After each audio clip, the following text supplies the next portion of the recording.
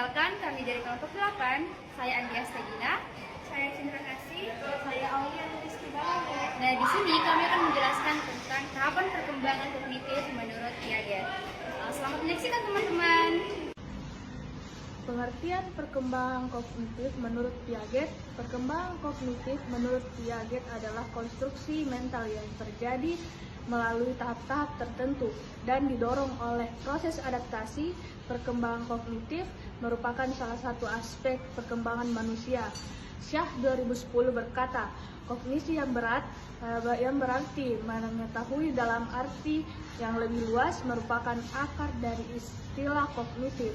Adapun tingkat aktivitas anak dalam hubungan aktifnya dengan lingkungan seringkali menjadi faktor mengacu pada perkembangan pikiran manusia.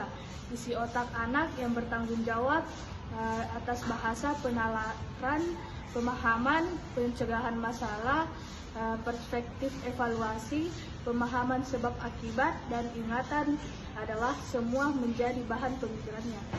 Di sini saya akan menjelaskan tentang tahap perkembangan kognitif menurut Piaget. Yang pertama yaitu tahap sensorik motorik yang dimulai dari umur 0 sampai 2 tahun. Pada tahap ini, anak bergerak dari aktivitas refleks alami saat memasuki dunia keawal penerapan. Pada tahap ini, bayi belajar melalui gerakan indera mereka. Yang kedua, tahap pra-operasional yang dimulai dari umur 2 sampai 7 tahun. Pada usia ini, anak mulai merasa terlepas dari kenyataan bahwa masih sangat dibatasi. Anak-anak juga telah memasuki iklim sosial. Tahap 3 yaitu tahap operasional konkret yang dimulai dari umur 7 sampai 11 tahun. Tahap ini anak mulai mampu berpikir logis tetapi hanya terhadap objek nyata saja. Yang keempat, tahap operasional formal yang dimulai dari umur 11 tahun ke atas. Pada tahap ini disebut pubertas. Remaja mulai mampu berpikir abstrak, melakukan penalaran deduktif, dan memecahkan masalah secara sistematis. Nah, teman-teman sekalian, di sini saya akan menjelaskan terkait dengan implikasi teori perkembangan kognitif menurut Piaget. Nah, itu terbagi menjadi 5. Yang pertama itu adalah memahami konsep instruktivitas atau belajar sambil melakukan. Nah, Piaget ini meyakini bahwa anak-anak itu dapat belajar secara efektif ketika mereka mencari tahu, belajar mencari tahu, aktif mencari tahu, dan membangun pemahaman mereka sendiri. Nah, Piaget ini tidak setuju dengan metode pembelajaran yang pasif karena menganggap bahwa anak-anak ini adalah wadah yang kosong, harus diisi. Oleh sebab itu, di setiap mata pelajaran, anak-anak ini didorong untuk terus aktif, berdiskusi, bekerja keras untuk mendapatkan jawaban mereka sendiri. Nah, implikasi yang kedua itu adalah memahami pemikiran awal siswa.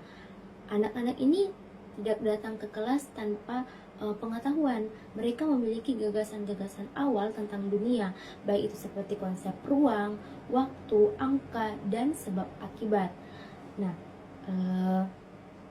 oleh karena itu pemikiran awal inilah yang sering berbeda dengan pemahaman dan penalaran orang dewasa. Disinilah guru harus menyesuaikan bahasa dan pembelajaran mereka agar sesuai dengan tingkat pemahaman dari siswa. Nah, tujuannya itu untuk membantu siswa secara bertahap memperbaiki dan mengembangkan pemikiran mereka.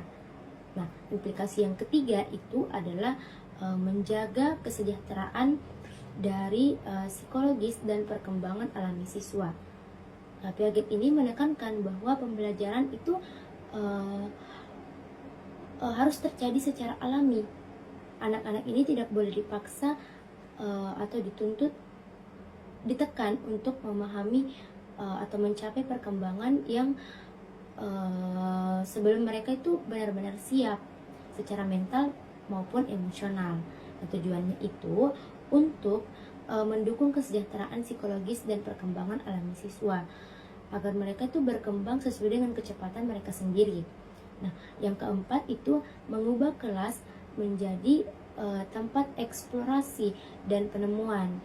Nah, menurut Piaget itu guru harus merubah kelas sebagai atau seperti laboratorium mini, membiarkan siswa itu menemukan, menggali terus informasi secara mandiri. Meskipun mungkin kelas ini akan tidak terstruktur seperti biasanya, tetapi guru itu perlu mengamati dan memanfaatkan kegiatan sehari-hari siswa untuk memfasilitasi pembelajaran. Nah, misalnya itu contohnya pada pembelajaran matematika. Nah, ini tuh guru bisa melakukan atau memberikan pelajaran matematika itu dengan memberikan permainan seperti menghitung hari, membagikan makanan, atau alat-alat di antara teman-teman. Nah, permainan ini sering digunakan untuk melatih pemikiran numerik siswa. Nah, yang terakhir itu adalah guru ini sebagai fasilitator yang efektif. Peran guru berubah menjadi pendidik yang menarik dan efektif, yang memotivasi siswa untuk mereka ini berpikir dan menyelidiki. Guru yang efektif itu seperti mereka yang mendengarkan, mengamati, memahami, dan mengajukan pertanyaan kepada siswa. Nah, pertanyaan-pertanyaan ini harus relevan dengan topik untuk merangsang penalaran siswa dan membantu mereka itu untuk memahami alasan atas jawaban yang mereka kemukakan dari pertanyaan yang kita berikan kepada mereka. Seperti itu. Nah, itulah tadi penjelasan mengenai tahapan perkembangan kognitif menurut Piaget. Semoga dapat dipahami dan diimplementasikan. Sekian dan terima kasih. Wassalamualaikum warahmatullahi wabarakatuh.